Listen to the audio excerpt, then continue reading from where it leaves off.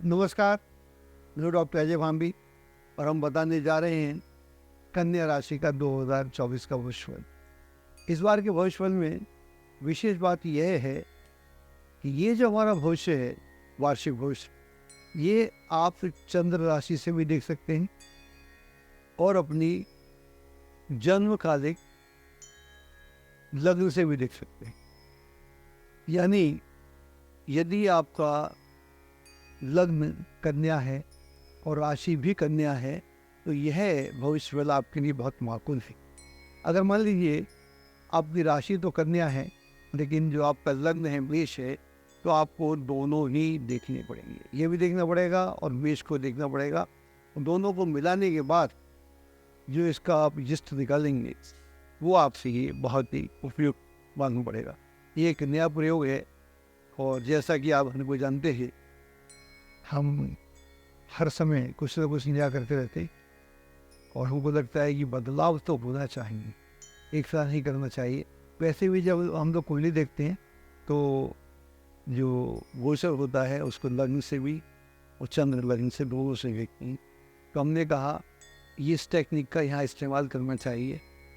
अब वो मुश्किल क्या है कि अब पूरे देश के ज्योतिषी यही करेंगे, तो अपना नहीं सोचते, अपना दिमाग नहीं लगाते और जो मैं करता हूँ वो करते हैं। मुझे लगता है अच्छा है, चलो अपनी नकल करते हैं, हम तो उनकी नकल नहीं करते। और ग्रह स्थिति की बात कर लेते हैं। जो ग्रह स्थिति इस प्रकार है, मुख्य ग्रह जो है, बृहस्पति जो है वो मेष में रहने वाला है 1 मई 2024 तक, फिर वो वृष में चला जाएगा। शनि जो है कुंभ में रहेगा, पूरे वर्ष यही रहेगा। और राहु जो है वो मीन में रहेगा और केतु जो है कन्या में रहेगा। आपकी राशि से बृहस्पति 30 अप्रैल तक अष्टम भाव में रहने वाला है, फिर वो 1 मई से नवम भाव में आ जाएगा, फिर वहीं रहेगा।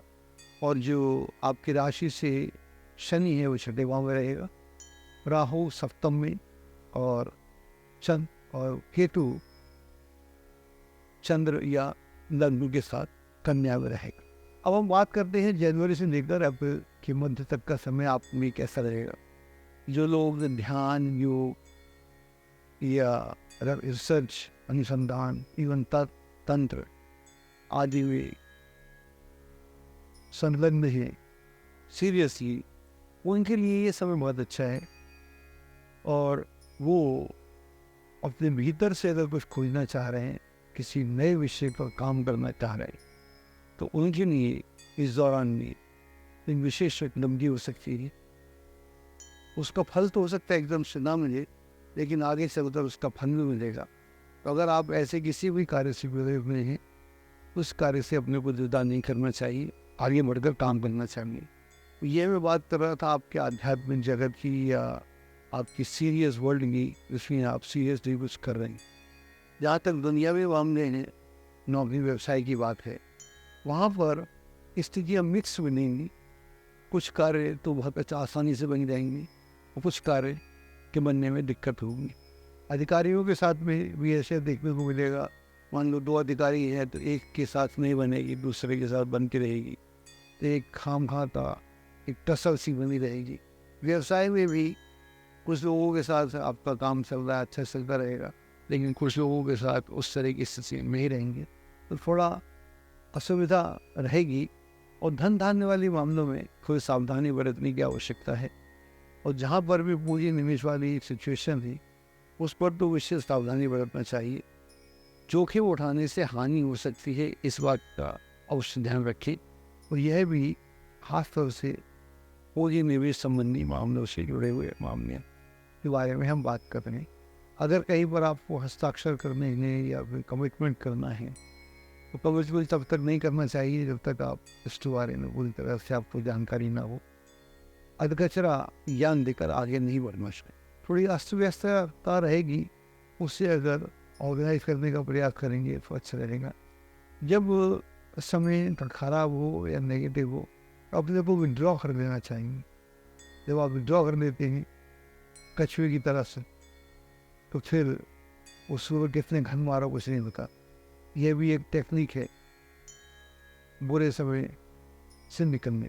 अगर आप परीक्षा प्रतियोगिता में बैठ रहे हैं और कम मेहनत से परीक्षा प्रतियोगिता देने जा रहे हैं, तो मान के चलिएगा कि आपका परिणाम गलत निकला। इसलिए ध्यान रखिएगा, तो तनाव मुक्त रहने का प्रयास करें, वही लोग साधन भी करें तो अच्छा रहेगा। जब हम बोलते हैं आकाश में ग्रह ठीक नहीं है, इसका मतलब यह है कि अब मेहनत ज़्यादा करनी पड़ेगी, अब समय ज़्यादा देना पड़ेगा, अब अटेंशन ज़्यादा करनी पड़ेगी, कम से काम नहीं चलेगा। जब वो लोग पूजा पाठ भी कराते हैं तो नहीं करा से, उसका मतलब ये है कि अब ज़रा ध्यान भगवान से भी दो, भगवान पे दोगे तो आपका ध्यान अपने पास अपने आप आना शुरू हो जाएगा।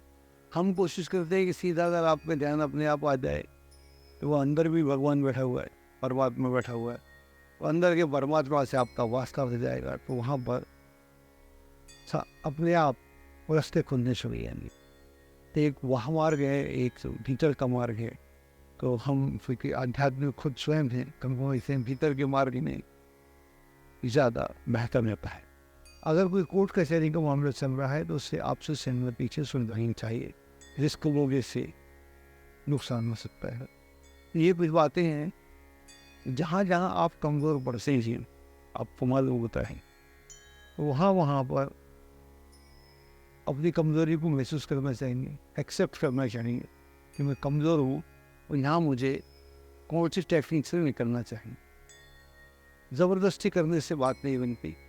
जिस दिन आप ये समझ जाते हैं कि मैं कमज़ोर हूँ, उसके बाद आप कमज़ोर नहीं रहते। हम होते कमज़ोर हैं, समझते पहलवान में, फिर हमको एक दूसरा पटक देता है तो हमको लगता है अरे ये क्या हुआ।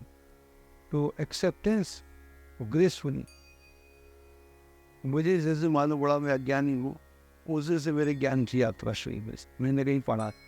अब हम बात करते हैं 1 मई से लेकर वर्ष के अंत तक। 1 मई को बृहस्पति जो है आपकी राशि से नवम आ जाएगा, बाकी ग्रह तो वैसे की वैसे नहीं।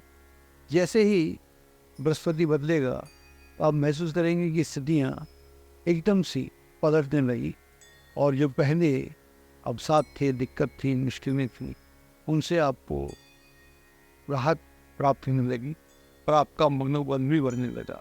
नौकरी व्यवसाय के क्षेत्र में भी एक सुंदर एनवायरनमेंट क्रिएट होगा। अगर आप परीक्षा प्रतियोगिता में बैठ रहे हैं तो वहाँ पर एक अच्छी सुखद स्थिति निर्मित होगी। वर्तमान नौकरी में मनोकूल स्थितियाँ निर्मित होने लग जाएंगी। जो अधिकारियों के साथ पहले अस्त व्यस्तता थी वो समाप्त होगी और आगे बढ़ने के मौके प्राप्त होंगे। आपका प्रमोशन भी हो सकता है। व्यवसाय की दृष्टि से तो बहुत अच्छा है। व्यवसाय में बढ़ोतरी के चांस हो रहे हैं, तो नया व्यवसाय भी शुरू कर सकते हैं। कार्यवश यात्राएं करना पड़ेंगी। ये यात्राएं आपको कुल मिलाकर बहुत अच्छा परिणाम देंगी। पारिवारिक वातावरण खुशहाली नहीं रहेगा एवं परिवार में मंगल कार्य भी संपन्न होगा। अगर स्वयं विवाह के योग्य हैं तो आपका विश्वास होने वाला है। अगर बच्चे की तलाश में हैं, बच्चा पैदा करना चाहते हैं, यह समय अच्छा है, ग्रह अच्छे हैं, और इस समय संतान उत्पत्ति के बारे में भी सोचना अच्छा है। यदि विदेश में नौकरी या व्यवसाय की तलाश में हैं तो प्रयत्न बढ़ाएं, आपको सफलता प्राप्त होगी। पैतृक संपत्ति को लेकर अगर कोई मामला उलझा हुआ था तो वो भी समझ सकता है।